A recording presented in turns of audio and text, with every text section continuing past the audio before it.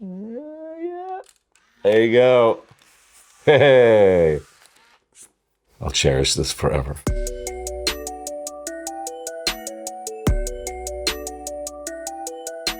Hey GQ, I'm David Harbour, and these are my 10 essential items.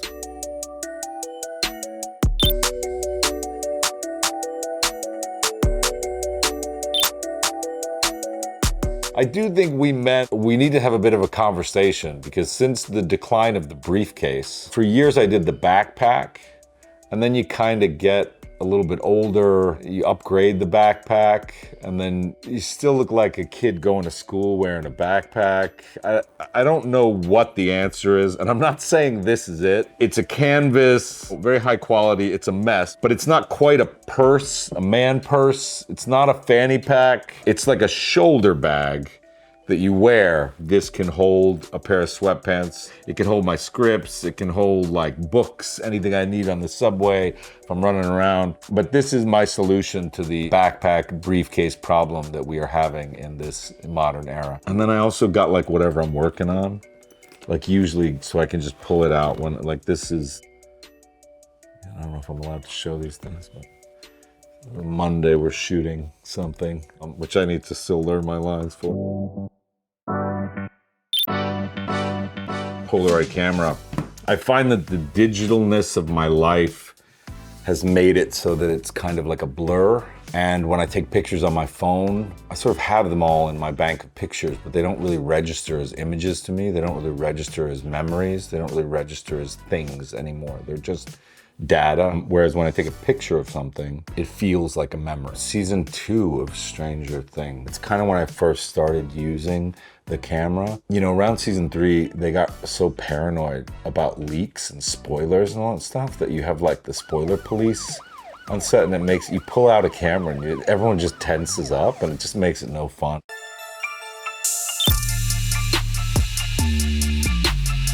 My next essential item is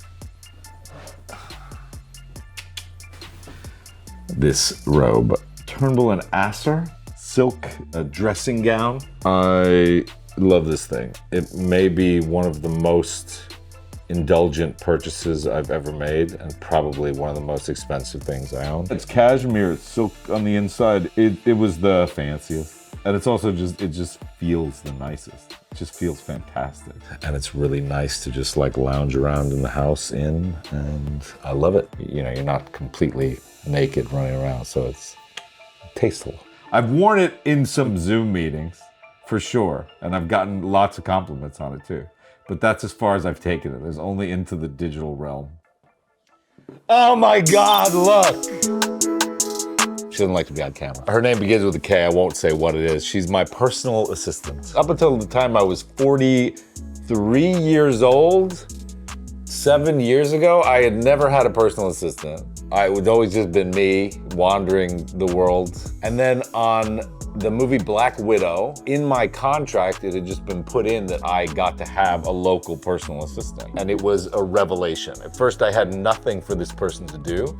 I would just make up things for them to do, like send flowers to my mom and like random stuff, because I felt so self-conscious that I had a personal assistant, like, you know, helping me out, and I had nothing for them to do. And then very quickly, about a month in, there are a lot of tasks that a personal assistant can do for you that you don't have to do, that make your life just so fantastic. COVID hit. I didn't have to go back to Stranger Things for a while, and so I went to Detroit to do a movie with Steven Soderbergh. And the first team PA was this lovely, very smart, very talented young woman whose name begins with a K. And as the movie ended, I was like, what are you doing next? And she said, oh, I'm looking to get into being a personal assistant. I really do need her there, especially when I work, because just call times and getting me places and knowing what I'm doing for the day, and all the relationships all sort of go through her at this point. The whole David Harbour system would shut down, and it would just be me kind of lying in bed eating,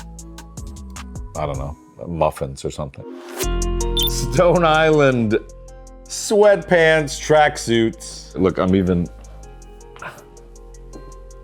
wearing them right now.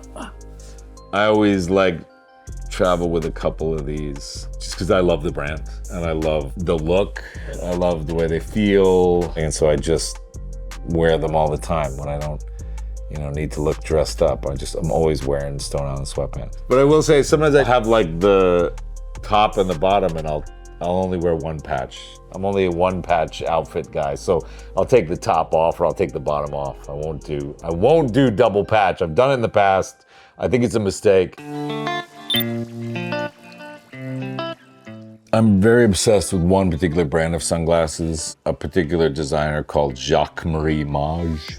And these are the Yves frames. I know Jeff Goldblum works with him. There's a Goldblum frame. When I sort of hit a level of fame back 10 years ago when Stranger Things started, you have days where you want to walk around and say hi to everybody, and then there are days when you just want to go to the CVS and pick up toothpaste or whatever, and you don't want to talk to anybody. And so you have to develop some, little disguises. And so I was wearing hats a lot. And I had a girlfriend at the time tell me that, I don't know if this is true at all. Someone please Google this. If you wear hats all the time, do you lose your hair? That's what I hear, is like it pulls at your hair or something and you lose your hair. And so she was very concerned about me losing my hair. So I got invested in sunglasses. I like a nice shade of glass. They can sort of pass for a normal glass too. Like they're not totally sunglasses. They're like a light enough thing that they can look like even in the evening. You can sort of wear them and get away with it. Or do I just look like a jerk wearing sunglasses in the evening? I'm not sure, but I'm committed. A knit sweatshirt from Tom Brown that I've had forever, to the point where it's already getting holes in it and stuff like that. In the winter, I don't like a big bulky coat, especially walking around New York, so I tend to like layer up. So I'll have a shirt and then maybe like a flannel, and then you put this on, and then you have like kind of overcoat on over it, and it's perfect because it gives you that warm layer, but it's not too bulky. I've been looking for uniforms. I don't like to think too much about clothes. I don't even like to think too much about food in terms of going out to eat. I like to think about creative things like characters and stories and narratives and things like that. But in terms of the other aspects of my life, if you could give me a uniform, I would wear it. We're on the analog theme. This great, I'm pretty sure they're British, Smythson company. They do journals, they do different like desk accoutrement, they do stationery, personalized stationery. And I have some personalized stationery, which is really cool, by the way. But they also make diaries, Smythson. I have my calendar on my phone. It says like what I'm supposed to be doing. But this is great because you can just look at it and it gives you more of a wider lens on what you're up to, And as you can see, most of it is filled in, not in my handwriting, but in my assistant's handwriting. And so it'll have, here we are. Oh, look. GQ, shoot, timings, TBD. We didn't know when they would be, but they're now. This will be kind of a nice little mini spoiler, but it has nothing to spoil. This is Stranger Things shooting. So this says Loewe unit, which is Sean Levy, our executive producer, was shooting on stage, scene 825, over 26, 20, blah, blah, blah, and shooting all this week. This is my ASL tutor. I'm learning sign language for this new HBO show I'm doing, and then apparently I had a Zoom meeting. Ooh, I can't show you what that was though. Again, in the ever futile quest to get away from my phone, I use my phone for my alarm a lot. It's terrible because, you use your phone for everything. So the minute you pick it up, you just go immediately to your digital world. And so when I do have this, I'm able to set my alarm, have a thing, and put my phone like in the bathroom or somewhere else where I can at least have my first moments of the day be filled with me as opposed to my digital identity.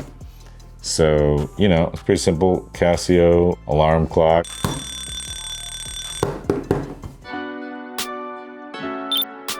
It's almost like a shovel as opposed to a book. It's not something that's intellectual. It's almost something that's actually like useful for creating reality. It's almost like the most profound quote in it is seemingly so simple that it feels almost silly, but like breathing in, I know I'm breathing in. Breathing out. I know I'm breathing out.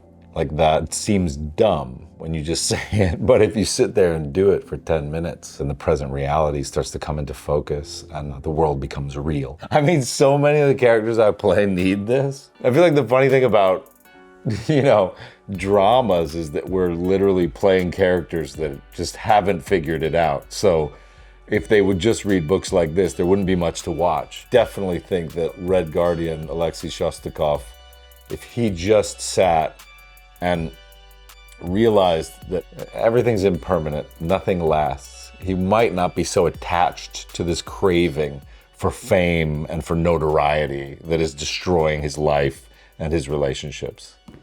So, Alexei, if you're watching, this is for you. Thanks, GQ. Those are my 10 essential items.